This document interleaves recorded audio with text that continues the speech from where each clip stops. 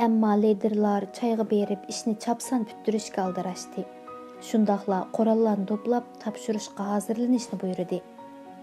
Bu yaxtı biz g'udurduq ki, bir chegara qarovulxonasidagi 15 Xitoy, bir o'lka raisining muavini va bosh kotibi bo'lgan odamni oldiga chaqirg'ini qandoq adabsizlik bu?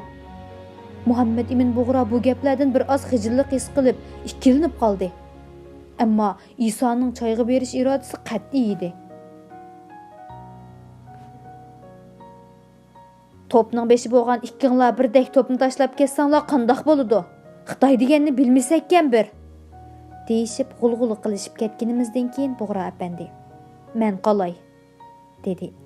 Qorallarning muhammasini topshirib, dag'di qolmayli, bir oz elib qolayli degan g'udrashlar anglanadi. Isa apandi hamma odamga qaydab, ochiqi bilan gursildab mengib etiga mindi. Bir yordamchisi bilan qarovulxonaga ketishdi. Qorallarni topshirib olish uchun qarovulxonadan askarlar keldi. Ularga maslahat bo'yicha qorallarning hammasi mushu deb yermini topshirdik. Bu qarovulxonadagi Xitoylar karvonlardan, hojilardan, chegirdan o'tadigan har kimdan pora elib, hatto eng qimmatlik narsalarni talab qilib, bulab ko'nib ketgan edi. Qarovulxonadan 500 metrcha uzoqqa tushkun qilib to'xtaganimizda ko'rdimki, bu yerda Gumi tarafdan kelib, kunlardir yotgan boshqa yo'lovchilar bor edi. 500 ga yaqin yerlik xalq yüzlerce çadırda bu yerda oldi tok Xitoyning to'sfilishi bilan o'z vatanida bir tiyinlik qadr bo'lmay, yomon tabiiy sharoit ostida Xitoydan insof kutib yetishga majbur edi. Qorliq tog'lar bilan qo'rshalgan bu qarovulxona bir do'ng ustiga joylashgan bo'lib, Ko'kyar yo'lidan va Guma, Shaydulla yo'lidan kelganlarni bir nuqtada tutolmaydi. Bu holimizga qarab topdan umidim kesildi. Bu qadar aqalli bir ishdagi qarosizlik, ikkilanish va oxirida hamoqatlarcha qaro chiqarish ko'zimga yig'i keltirdi. Tarixdan beri o'xshash usulda oldinib suhbatga chaqirish usuli, ammo hech qachon savoq olmaydik. Topda parchalanish alomatlari bayqaldi. Biz 53 kishilik siyosiy qochoqqa yo'llarda qaytilgan har xil salohiyatdagi 300 dan ortiq boshqa yo'lovchilar. Aslida bizga bir turlik ishonch qilib, bizga bo'ysunish kayfiyatida kelyotdi. Go'yo bizning sayimizda ishlari oson bo'ladigandek xiyoli bor edi. Birinchi to'salg'u va bizning qarosizligimizdan keyinla ular biz bilan birga bo'lganning foydasidan ziynining ko'p ekanligini pamlab, bizdan mumkin qadar yiroq turish, ajrilib ketish, Xitoylarga biz ular bilan birga emas degan tuyg'uni berishga tirishadigan kayfiyat ifodalashga boshladi. Bizning topimizda bo'linish alomatlari ko'rilishga boshladi. Urush qilish tarafdorlari, tinchlikchilar ham yana hech bir ifoda bildirmaydigan maydonsizlar. Bu holda bizni ma'lum qo'mondonlik ostidagi bir to'p degili bo'lmaydi. Biz chedir oldida yana ishlarimiz haqida talash tortishda edik. Bug'ra apandi u yoqda xiyol surib o'tiradi. Qilich gapdashdi. Nima o'ylayapsiz? Men o'ylaganlarimni, topimizning ruhiy jihatda allaqachon bo'linib ketganligini aytdim. Topimizda boshdan bir qo'mondonlik ostida bo'lishdek alohidlik bo'lib baxmidi, dedim oxirda. İnsanlar tashkillashga muhtoj. Ularning doim bir igidorchilikni, birgalikni his qildirib, uningda men bu topning bir a'zosiman degan hisni o'chirmaslik lozim. Bo'lmasa, bizdek bir millat nihoyat chapsanli hukumatsizlashidi. Bosh-boshdoqlashidi. Kim biladi, bizga ergishib olganlar o'z ichidan qancha tipga bo'lindi. So'zlarimiz Bug'ra apandiga ta'sir qilmay qolmadi. Shunga bizga yaqinlashib, Isa apandining suhbat natijasini kutib yetavermayli. Ikki qo'lliq tayyorlikda bo'layli, dedi u. Agar suhbat bilan ish oqmaydiganligi bilingan hamon ularga kuch qo'llanishga tayyor turayli. Bo'ladi, buni qurollarni topshirmay turib qilgan bo'lsak, texmi yaxshi bo'ladi. Bo'pti, yana urinib boqayli, dedi Qilich. Oranglarda harbiy unvoni bo'lganlarni aniqlayli. Kimning unvoni yuqori bo'lsa, shu amaliy qo'mondonlik qilsin, dedi Bug'ra apandi. Men Shangwei, Xitoycha Shangwei kapitan, dedi Qilich. Ammo bu men maktab bitirib chiqqandagi unvon, jang maydonidagi emas. Shunga buni hisob qilib bo'lmaydi. Uning ustiga men harbiy maktabda o'qiganmi emas. Uyg'ur Adil, Rahim, sizlarning-chu? Bizmi Shangvey, dedi Rahim ko'rangligandek qilib. Quruq gapni qilmayli, dedi Qilich. Bularningmi meninkidek o'qish bitirishdagi natija, amaliy jon ko'rgan emas. Sizchu Sabit apandi? Men unvon deganni bilmayman, ammo 105 bo'lganman. Nemishki jon ko'rmagandaylar, deb talashdi Rahim. O'qishdan burun bizmi hamma janglarga qatnashib, tungallar bilan Chinxayga ketgan. Ondan o'qigan to'saq. Sizlar jangga qatnashgan shu mezgillarda bir harakatga mustaqil qo'mondonlik qilib boqqanmi? Shu chog'dagi amaliyangiz nima edi? deb so'radi Qilich. Amalimni desa-ku 15tim, Uyg'urmi janglarda bo'lgan mana. Men janglarda bo'lganimda tungallarning tarjimoni bo'ldim. Hech qanday tajribam yo'q, dedi Uyg'ur o'zini oshkorlab. Sabit apandining amali jo'ngvayga to'g'ri keladi ekan. Ammo jang maydonida olgan unvon, dedi Qilich. Rahim sal norozidek qilgan edi. Abdurahim Qilich tuyg'un bo'lg'ashqa buni sezib, "Ikkinglardan biringlar qo'mondonlikni ola olamsizlar?" deb so'radi. Shu hamon Rahimning rangi o'chib rad qildi. "Undaq bo'lsa, oramizdagi eng cho'ngimiz Sabit apandi ekan", deb xulosaladi Qilich. "Biz Sabit apandiga bo'ysunaylik. Sabit apandi faqat Bug'ro apandiga hisob beradigan bo'lsin. Bo'lamdi ya?" "Sizlarcha qandoq Sabit apandi?" deb so'radi Bug'ro apandi. "Bo'ladi, men ustimga olay", dedim hech til chaynamayla. "Amsa qandoq o'rinlashtirsangiz bo'lsa anglayli", dedi Qilich aldirab. Men 3 guruh qildim. Biriga Qilich bilan Rahimni, biriga Nur Muhammad Tungan bilan Uyg'urni mas'ul qildim. Yana biriga men mas'ul bo'ladigan bo'ldim. Oldi bilan qo'ral tutalaydigan erkaklarning sonini editlab, bu guruhlarga bo'lish kerak edi. Qilich darhol chedirlarni aralab, jangga qatnashishni xohlaydigan odamlarning hammasini editlashga ketdi. Uninggacha men atrofning bir yer shakli xaritasini tezsizmi shaklda chizdim. Uningda Yakan daryosi, daryoga parallel so'zilgan tog', daryoning qarshisidagi tog', biz kelgan yo'l, Shaydullardan keladigan yo'l, ikki yo'lning qo'shilgan tuguni va shu tugunga joylashgan qorovulxona ko'rsatildi. Qorovulxona orqasida bog'on siri tiklashib ketgan tog' bor edi. Bu tog' shu daryo yoqasidagi tog' edi. Odamlarning soni elinib, guruhlarga taqsim qilinib bo'lingandan keyin guruh mas'ullari oldiga xaritamni yeyib, hujum planimni tushundirdim. Bir guruhga Qilich guruhi asosan qo'l bombasi bilan qurollanib, Qorovulxonning orqasiga o'tib, tunji hujumni boshlaydi. Xitoylarning o't kuchi o'ng so'l ikki yo'lga to'g'rilangan bo'lg'ashqa, orqadan qilingan hujum bilan aloqazodlikka tushadi. Bu parakendchilik eng az 15 minut davomlashsa, Xitoylar hujumning orqadan bo'ladiganligiga ishonib, o't kuchini yo'tkaydi. Shu chaqda qolgan ikki guruhga o'ng so'ldan hujum qiladi. Birinchi guruhga buning uchun chapdaslik bilan orqaga o'tib, qo'l bombasi yetim orliqgacha Qorovulxonga yiqilishni shart edi. "Men buning huddisidan chiqa olmayman", deb qat'iy holda so'z berdi Qilich. "Agar mening mo'lchirimdagidek Xitoy askarlarining soni 20 dan oz bo'lsa, birinchi bombaning portlashi bilan qarshilikdan voz kechib qochidi. Taslim bo'lishimi mumkin?" Bundaq ehtimollik nihoyatda oz. Chunki taslim bo'lgan Xitoylarni so'lab qo'ygudek turmamiz yo'q. Elib ketishimiz notayin. Bir taraf qilish bek qolaysiz. Tashlab ketish mumkin emas. Bundaq ahvolda ularni tamoman o'ltirib etishga majbur bo'lamiz. Buni askar bo'lgan odam faraz qila oladi. Shunga taslim bo'lishning foydasi yo'qligini bilgachga eng yaxshisi yana qochidi. "Qoyilman", dedi Qilich yo'g'on qo'llarini menga sunib. "Menmi qo'limni berib edim, qo'limni mahkam siqdi. Mantiqliq tahlil", dedi. Biz qorong'i tushishni kutib turardik. Qorovulxonadan yana hiliq Uyg'ur askar keldi. Uningda Isoning qisqili maktubi bor ekan. Uni Bug'ro apandiga berdi. Maktubda shulay yozilgan ekan: "Sizlar ko'saylaringlarga chidamay meni o'lsin demsizlar." Shuning bilan Bug'ro apandining chiroyi tatirib ketdi. "Qayrindishimiz qiyin ahvolda ekan, qandoq qilamiz?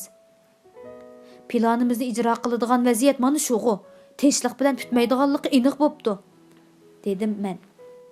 Yo'q, meningcha undaq qilg'ili bo'lmaydi, dedi Bug'ra apandi. Biz hujum qilamiz desak, Iso apandini ziyon tortamiz. Bizning hujumga tayyorlanishimiz mana shu vaziyat uchun emasmidi? Men Iso apandini go'rog tutib ola deb o'ylamabdi ekanman. Tinchlik taklifimiz qabul qilinmasa, apandim qaytib keladi deb qopdiman. Balli. Siz haqiqatan bu choyga taklif qilyotdi deb o'ylaganmidingiz? Dedim hayron bo'lib. Yig'ilib etayli deb qolgan edim. Holimiz mana shunday edi.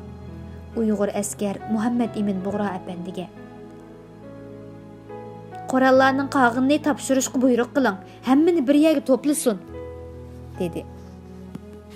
Bug'ra apandi, hozir meni liderimiz deb to'nisanglar, barliq qurollarni degan yerga opirib topshirib beringlar. Bo'lmasa bilgininglarni qilinglar, dedi ishonchsizlik bilan. Uning bichoralik yig'ib turgan turqini ko'rib, bakmi ichim og'irdi. Tartibsiz, ongsiz bir xalqning lideri bo'lmoqning azobini tatiyotgandek edi. Buyruqiga ishonch qilolmaydi. Urushqa qarshi kishilar asosiy sonda bo'lg'ashqa, ularga yog'dek yoqdi. Ularning nurg'unlari qo'rqinchoqlikning chenib qolmaslik uchun tishini tishlab turganligi bilinib qoldi. Qurollarni topshirib etdik. Atrof yana sukutga cho'mdi. Atsi birsi chiqib, yuklarimizning tekshirildiganligini aytdi. Bug'ra apandining xafa bo'lib qilgan pashlarini Xitoy askari ko'ziga ilibmi qo'ymadi. Tekshirish shunchalik axloqsizlarcha bo'ldiki, ularga etilib, chaynab purkivatgan keladi. Ammo endi nima qila oldik? Qurollarimizni topshirib bo'ldik. Go'yo bo'ynimizga chulvur bog'lab, uchini Xitoylarga tutqizdik. Endi chidashdan boshqa amal yo'q. Chidamasak otidu, o'limga hozir bo'lishimiz kerak. Ba'zi qimmatlik ashyolarni Xitoylar taptatmasdanla o'zining qilib oladi. Masalan, Iso va Bug'ra apandilarning yuklaridan ularning durbullarini, rasm apparatini Xitoylar elib olgan edi. Iso apandining xonimi Fatima Xitoylar bilan zo'kullashib, ularga tanbih berib, o'zining kimligini bildirib qo'yishga urindi. "Hey tarbiyasiz!" dedi u Xitoy og'iz tili bilan. U uzoq yillar Xitoy shaharlarida turg'ashqa og'iz tiliga xili bo'ladi ekan. "Bu kimning demaysan a?" Fatima xonim go'yo askarlar agar bu yuk kimning yuk ekanligini bilsa, darhol apu so'ragancha keyniga soyanidi deb o'ylab qoldi bo'g'ay. "Bu degan Mishujang Iso apandining juma?" deb vaqirdi. "Nim bo'ladi? Isoning bo'lsa nima karim? Mishujangmish. Bu tog'ning orasida akan qarg'ay Mishujang." Muhammad Emin Bug'ra apandining yuklari ichidanmi o'xshashli o'ziga yaragan narsalarni, durbunni, rasm apparatini ilib olg'ili turganda Amina xonimmi qarshilik qilay devidi. Fatima xonimning holini, Xitoylarning alpozini ko'rgan Bug'ra apandi ayoliga "Bo'ldi talashma", dedi ham ma'yuslik hamda haqoratga uchrab chorasiz chidab turg'uchining bichora kayfiyati bilan. Hammaga sukut qilish kerak edi. 400 ga yaqin Uyg'ur faqat qurbon berish ruhining kamligidilla mana shunda xo'rliqlarga chidab, ko'z yoshlarini eqitib qarab turishadi. Ayollarning qimmatbaho narsalardan ba'zilari elib ilinganda, ayollari faryod ko'tarmoqchi bo'lsa, erlari ularni chidashga da'vat qiladi. Oqshomga yaqin bir Xitoy yana kelib, "Muhammad Emin apandi qorovulxonaga kelib, yuk toqlarimiz tekshirildi. Qurollar topshirib elindi. Ammo shaxsiy buyumlarimizga daxli qilinmadi degan mazmunda bir parcha tilxat yozib imzolab berish kerak", deb talabni yetkazdi. "Qo'linglarda Iso apandi bog'u, Iso apandi yozib bersa bo'lmadimi?" den yerilg'udek bo'p. "Sunduyjang har ikkisi imzo qo'yib bermasa bo'lmaydi" dedi. "Iso apandimmi, muavin raismi kelsin, birlikda choy ichib chiqamiz" dedi. "Ne kadar ustuluq, ne kadar oddiy, qadam-muqadam", dedim yurgim etishgan holda. Bug'ra apandi mengishga hozirlandi. Bu qitim hech kim to'smadi. To'sishning foydasi yo'q edi. Xuddi onangning oyg'uchiligi qoldimi balam, degandekli bo'lgan edi. Bug'ra apandi ketgandan keyin Abdurahim Qilich yenimda o'ltirdi. "Nima o'ylayapsiz? O'ylaydigan yeri qoldimi?" dedim men chidog'isiz bir kayfiyatda. Hozir uning menga bo'lgan ixlosidan foydalanib, o'tganda so'ramoqchi bo'lib, so'rayamagan savolimni so'ramoqchi bo'ldim. bundan ko'ra boshqa gaplarni qilishmaylimi? Ko'ngil g'ash bo'ladigan ishni qayta tagimay, dedim. Bo'ladi, dedi umu. Bu chaqda Qurban Qoday, Chingizxon, Po'lat Qodiri, Abdurahim O'tkir, Uyg'ur, Rahimlarmu yenimizga to'plandi. Shundoq odamni qiynaydigan bir vaziyatda qolganimiz uchun hammanglarning biror ko'ngil ko'taradigan mavzuda suhbatga ehtiyojimiz bor edi. Sizning hayot hikoyalaringizdan ba'zilarini angladim. Xuddi cho'chaklardagidek boturliklar qilib ekansiz. Anglaganlarim rostmi? Nimalarni angladingiz? Yaponlarning tutuvag'ini, poyezddan sakrab qochganingiz rostmi? Ha, rost. Rost bo'lmasa bu yerda bo'ladimi? Yana nimalarni angladingiz? Urumchida Iso apandining buyrug'i bilan Uyg'ur uyushmasining markaziga hujum qilib ekansiz. Necha 10 odamga bir birodaringiz bilan. Bu rostmi? Ha, bu rost, dedi u. Siz bularni eslab qilishda boshqa bir narsani demak uchun maydon hozirlayapamsiz qandoq? Dedi u. O haqiqatan bu jasuslardek sezgurlikka ega ekan. To'g'ri, topdingiz, dedim men bu samimiylik bilan. Shu chog'dagi buyruqmi, ijrosimi hajab qat'iyoni bo'pti ekan deb hayron qilyapman. Uning gap qistirib olmasligi uchun darhol davom qildim. Mush mavzuda bir necha savol so'rsam xafa bo'lib qolasizmi? Asla. Nima so'ramoqchi bo'lsangiz so'ravering. Hozirning o'zida menga bir yo'chiq ochdingiz. Shunga haqorat tipida bir nima desangizmi qo'lim ko'ksimda. U haqiqatan mardona odam edi. Yo'qsa unchvalami emas, dedim tasalli ohangida. Apandim, siz yillardan beri bir yo'lda kurash qilib kelyapsiz. Buningdagi orzuyingiz yoki g'oyangiz nima? Sharqiy Turkistonimni mustaqil qilish. Bu mustaqilligingizga to'solg'i bo'ladigan asosiy dushman kim? Xitoy. Nima demoqchisiz? Xafa bo'lmaslik va'dingiz bor, unutib qolmang, dedim kulib turib. Xafa bo'lmadim, ammo kichik bolalarmi bilgudek narsalarni so'rab yurisiz. Shuni deyman. Siz hujum qilgan Uyg'ur uyushmasining markazida Xitoylar bormidi? Abdurahim Qilich po'kandek esilib ketdi. Mangdab qoldi. Ammo Qurban Qoday gapkorlashib, Xitoy bo'lmagan bilan Xitoydimi xatarli kommunistlar bor demamsiz, dedi. Abdurahim bu javobni mening sizam bo'lamu yoki o'sal bo'lamanmi degandek mangdab men qarab turib qoldi. Angacha men davom qildim. Kommunistlik yoki uch maslakchilikni qo'yib turaylik. Milliy chegaralar mavzusini tugutaylik, dedim Qurbanning javobini hisob qilib. Xitoylar yo'qdi, hammasi Uyg'urlar edi, dedi Qilich royishlik bilan suhbatning chala qolgan javobini to'liqlab. Ularning maqsadi nima edi? Alloh biladi. Allah albatta biladi, ammo sizmi bilasiz, dedim keskin javob qistab. Yana Qurbanning taqati bitdi. Kommunist davlat qarash. Nimaliki bo'lmasin mustaqil kommunist davlatmi? Mustaqildek ko'rinsinmi, baribir ruslarning qo'nchiqi bir davlat. Endi Qurban javob berishga boshladi. Ularning bu yo'ldagi dushmani kim edi? Xitoylar, dedi Qilich bu qitim javobni o'zi berib. Ular Xitoylarga qarshi kurash qildimi? Xitoylarni yo'qotdimi? Kurash qildi. 3 viloyat tavasidagi Xitoylarni yo'qotdi. Siz dushmaningiz bo'lgan Xitoyga qarshi kurash qildingizmi? Ularning haqsida ruslar bor edi. Ruslarning himoyatida edi. Rus manfaati uchun, dedi Qurban yana. Sizmi birisining himoyatida bo'lsa-mu, dushmaningizga qarshi kurash qildingizmi? Birisining manfaati uchunmi deyli. Ammo dushman sizning dushmaningiz ekan, sizning manfaatingiz uchunmi foydasi bo'lamdi qandoq? Bo'ldi, men tushundim, qoyil bo'ldim, dedi Qilich. O'zini himoyat qilib turib. Deydig'inim tugidi, dedim va jim bo'ldim. Boshqalarning bu mavzudagi talishi yangidan boshlandi. Hech biriga aralashmadim. Gap qaytishning keragi yo'q edi. Endi Po'lat bilan O'tkirmi gap qaytishga boshlagan edi. Chedirga kirib ketdim. Ko'p o'tmay Chingizxon Domolli bilan Qilich kirib keldi. Men ularni un chiqarmadim.